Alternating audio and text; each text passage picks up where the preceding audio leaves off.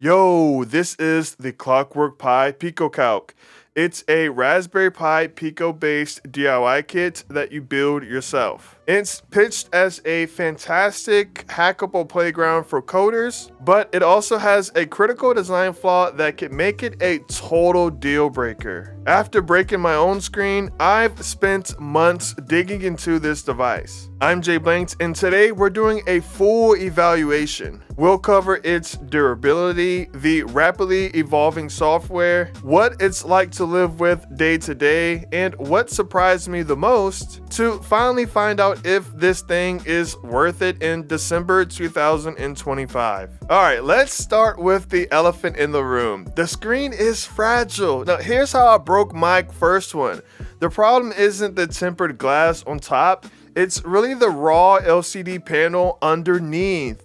Now, it isn't securely seated in the case, and if it shifts even a millimeter while you're putting it together, closing the shell creates a pressure point and crack. It's game over.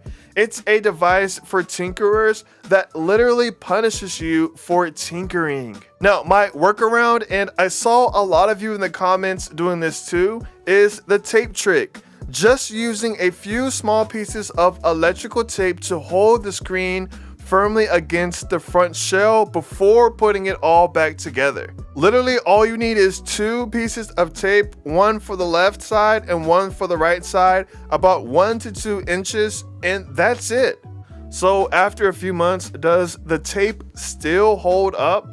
Well, yes, here's my PicoCalc on the screen. Now, I've been intentionally rougher with this PicoCalc than I normally would have. I've had it in my backpack, I've tossed it on the couch a few times, and I've opened it up multiple times for tutorials over the past few months. With the tape in place, the screen hasn't budged at all. It feels pretty solid, and the anxiety I used to have is gone. But look, this doesn't excuse the flaw.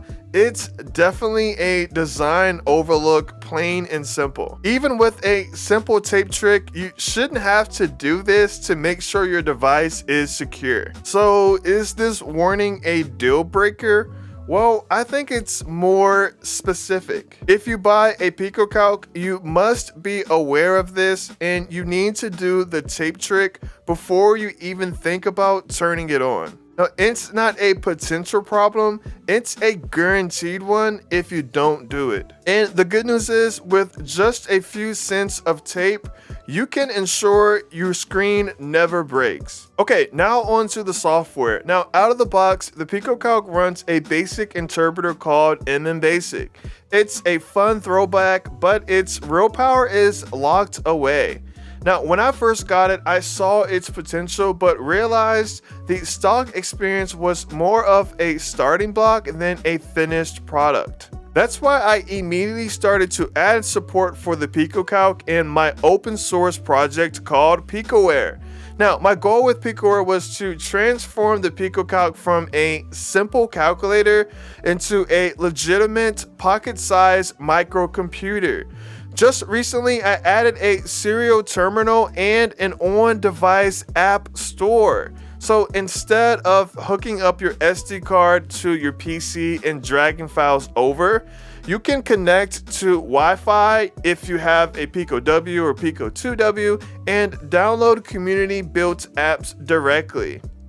What this all means is that the PicoCalc isn't just a piece of hardware anymore, it's a living platform. The value is shifting from what Clockwork Pi made to what the community is building on top of it. The hardware has its flaws, but the software is rapidly becoming its killer feature. Alright, we're getting into the really important stuff now. If you're finding this stuff helpful and you appreciate a review that goes beyond the unboxing, do me a favor and hit that subscribe button. I have many PicoCalc tutorials and I have more planned in the future. Plus, your support helps me make honest, in-depth videos like this one. Now, let's get back to it. So, what's it actually like to live with the PicoCalc? The day-to-day realities start to come out. Let's talk about the battery. The PicoCalc runs on two 18650 batteries, which you have to buy separately. Now, I do love this choice because with moderate use, maybe like 3 to 5 hours of tinkering a day, I'm getting a solid 3 to 4 days before I need a charge. And even better, they're swappable. I've been on a couple of long train rides, and being able to just pop in a fresh pair of 18650s without hunting for a USB port is a massive win. Next, the keyboard. Well, for its size, the little rubbery backlit keys are surprisingly comfortable.